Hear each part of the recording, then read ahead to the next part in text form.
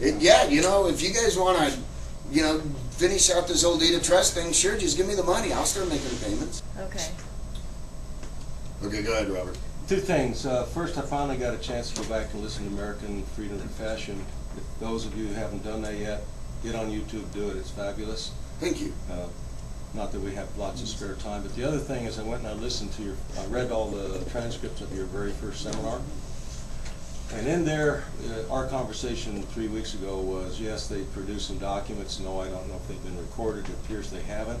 But based on that first seminar, I went ahead and prepared an affidavit to bring myself back out of that, a disclosure of fraud, so to speak, a notice of fraud.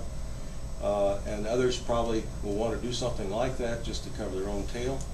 But at this point, I don't know what to do with that affidavit. It hasn't been recorded yet, so can you speak? You don't need to record it. Just get it done and get it notarized. I did that. Okay, then just hold on to it. Just hold on to it. So Sure. I don't need to file it even with... No, because it may never be a problem. If it's a problem, the fact that it's notarized means that you did this before. You just haven't worried about informing the public, because your only requirement there is to protect the public, but you don't have to protect them from something that isn't going to happen. Or that we don't know if they've already... Yeah. So just hang off.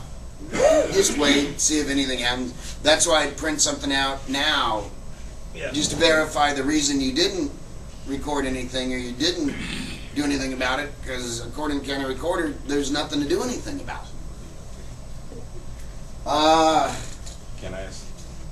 Yes. Your microphone. Well, you know, I have a voice that would carry. Sorry, Chuck. Clarify on Patriot, which, I mean, are you talking about just Karen Tappert? Are you talking about Turner? Karen Tappert, Jerry King, Tim Turner, Waffet, what? George Tran.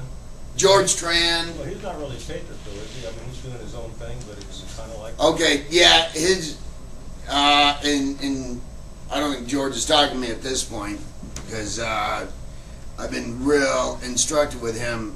Homie, don't play that. George Tran based his concepts, he says, on my stuff, and I wouldn't live it on that, because none of his stuff has anything to do with my stuff. And Jerry Kane's stuff, and of course, you know, Jerry's dead now, but Jerry Kane's stuff was very similar to Karen Tappert, the Posse Comitatus stuff, and a few other people. You know, most of that stuff originated with the Posse Comitatus anyways, and they're all dead or in prison, and anybody who uses that stuff pretty much going to wind up the same way, I would expect. So what we're looking at now is, and we brought it up several times, is there's a couple things still good in law. Erratas and recantments. Good. You know, I screw around with a lot of stuff as far as trying to figure out a way to get everybody to understand what is really happening in the United States and why. You know, when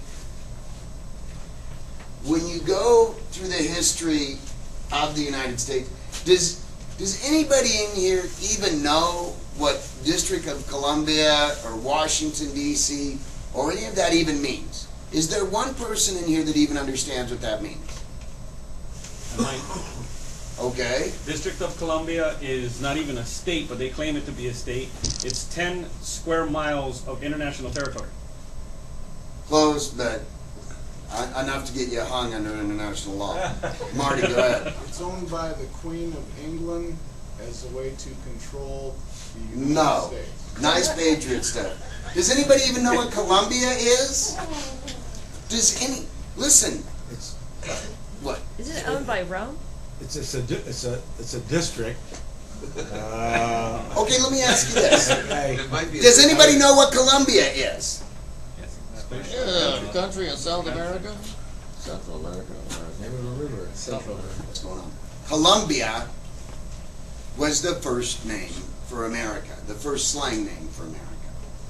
Columbia is what's called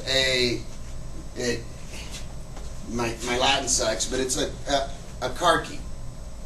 It's a slang term using a foreign language word. Columbia, Ia, is Latin for the land of. Colum, for Columbus. People give you 1,000 concepts of what it's the District of Columbia. It's all bullshit.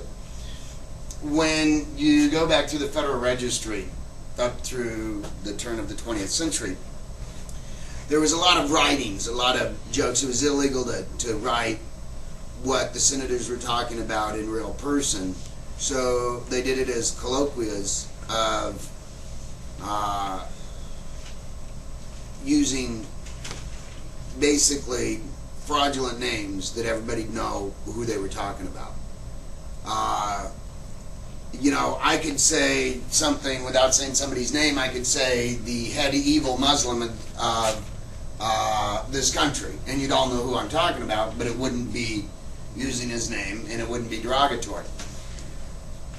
Well, Columbia was the name that even our founding fathers used for America, the land of Columbus. It's also called Vespucia for Amerigo Vespucci. So that's all that comes from. So the District of Columbia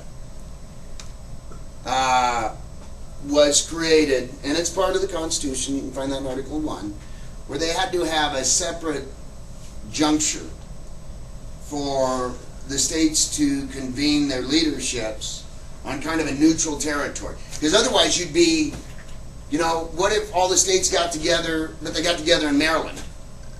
Be kind of a home court advantage at that point, correct? Plus then it would be up to the Maryland Guard to protect the senators and congressmen. So they developed this area called District of Columbia, not Washington District of Columbia. See, you probably don't even know that, do you? You all say Washington, D.C. It's not Washington, D.C. Washington is a city next to the District of Columbia. Did you know that? Did anybody ever tell you that in history? It's important shit, and you're not supposed to know it. So, District of Columbia, which the center of is basically the White House. You've got the White House. It's 1600 West Pennsylvania Avenue. And there's 1600 Pennsylvania Avenue. And then you have the National Capitol, which has a statue on top that we call, what? The Hill. It's actually Persephone. Okay, but it's not called Liberty, it's called Freedom. Freedom, okay. And it's the goddess of war, the ruler of Hades, Persephone's, the goddess that was raped and decided to kill everybody off. Kind of an unfriendly type of goddess. So when they did all this and they put Persephone up there and they renamed her Freedom and the goddess of war, and then, you know, throughout the writings, if you look at the rotunda, the artwork there, it's all about certain members of our founding fathers being deists and all that, and based on Roman gods and goddesses. That's why the statue on the top of the Capitol building wears a Roman helmet. Okay, all this stuff, it sounds bizarre, and it's not like, who the fuck means, and all this. It's so that you understand what's really going on financially in this country. So, District of Columbia is only called that because it's the original name for the United States, the original slang name. It was really called Columbia, land of Columbus. It's a district, so they go, we'll formally call it District of Columbia. That happened in 1871 when they designated it right after the Civil War, and the new country that we call the United States of America was carved in by charter under the new Constitution, which is different than the original Constitution of 1789. We have the one of 1865 that you and I think is the Constitution. It's two different documents. We know that because of the 13th Amendment and some other spelling concepts in it. So when you move forward to today to understand where the changes were and how the money situation works you need that foundation to understand that it's all based on Roman concepts, Roman civil law, and the financing from the Vatican. Remember, Maryland is still owned if you look at the deed of the state of Maryland, still owned by the Vatican. If you look up District of Columbia in the Hall of Deeds, District of Columbia is still owned by the Universal Church, which is property of the Vatican. So there's some financial issues that you can delve into and kind of get a good idea what's going on. But it's all there. It's all public knowledge that the land grant in 1637, the area known that we call now Washington, D.C., was granted to the Universal Church, owned by the Vatican, and has never been removed, never been bought. We never did any of that. It's still owned by the church. Yes? Thank you. You just answered a question our tribal areas about why Indian people in Maryland are not allowed by law to own land or a dog. Yes, that's absolutely why. Today that's still in Yeah, it has to be. It was never seceded from the Vatican to United States proper. Yes, and it's in the Hall of Records. I've looked it up. This is not patriot crap. I've actually looked it up. And under most tribal law too, you can't even own a dog truly, anyways. So a friend of mine is a big Indian writer. So let's jump forward today to see what's going on. I just went and I looked at some numbers, and I'll explain them here.